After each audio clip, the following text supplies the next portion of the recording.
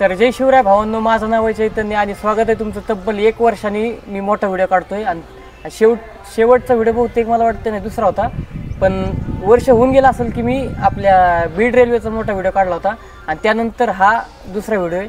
तर मी आलो होतो आत्ता आपल्या रेल्वे स्टेशनची पाहणी करायला आणि सध्या जे काम पाहतो ते फास्ट सुरू आहे सगळीकडं. ऑलमोस्ट तर काम सगळं झालेलंच आहे, राहिले फक्त ते काय थोडं छोटं मोठं काम राहिले, थोडंसं डिटेल करायचं काम राहिलेलं आहे फक्त. आणि हा आहे आपल्या बीडचा फेमस ब्लॉगर. तर नमस्कार भावांनो, मी तुमचा वैभव.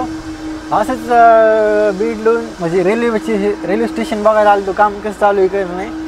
काम सध्या तर बरं आहे, पण थोडं लवकर व्हावं असं वाटते मला, कारण आपल्याला पाय पडायला जायचं आहे परळीला. तर तुम्ही जर ह्या व्हिडिओला 1000 लाईक केल्या तर आम्ही तिघजण हीच जागा हीच ब्लॉग पुढच्या वेळेस आम्ही 100% परळी जाऊ. पण मला वाटते परळी जायला अजून 1 वर्ष आहे, त्यामुळे तुम्ही लागतील लाईक करून ठेवा. आम्ही जाऊ निवांत. बाकी रेल्वे स्टेशन मस्त आहे, काही विषय नाही. बीड करत आपण तर पटकन व्हिडिओ लाईक करून ठेवा. थोडं कसं रिच वाढते आणि जर आपल्या बीडचं म्हणजे रेल्वे स्टेशनचं काम कुठं चालू आहे हे सगळ्याला कळतंय.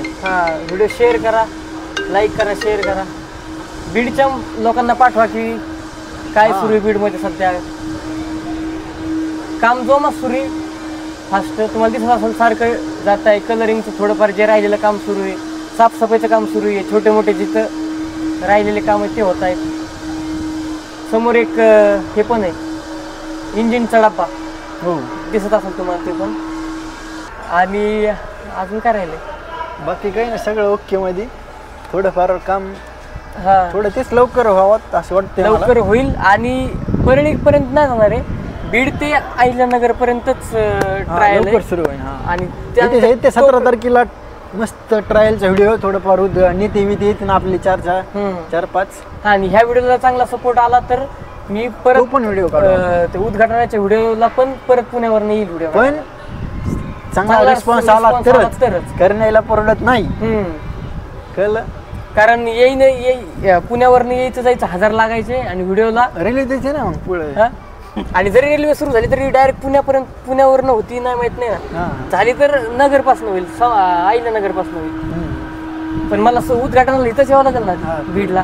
खर्च व्हायचा 1000 आणि इन्कम व्हायचे 70. परवडायचं नाही ना ते. त्यामुळे तुम्ही लाईक करून ठेवा.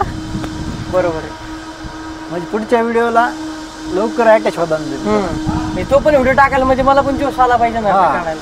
कारण सगळे जो करतो तो पोटा पाण्यासाठीच करतो ना माणूस, नाही का? आता हे तर कम्प्लीटच झालंय आणि राहिला बीडचा प्रश्न. बीडमध्ये बस स्टँड चांगलंच काम झालंय. बीडचं बस स्टँडचं बी एकदम छान. त्याच्यामध्ये आम्ही ते ड्रोन शॉट पण तुम्हाला दाखवू. आता हे कम्प्लीट झालेच पूर्ण काम.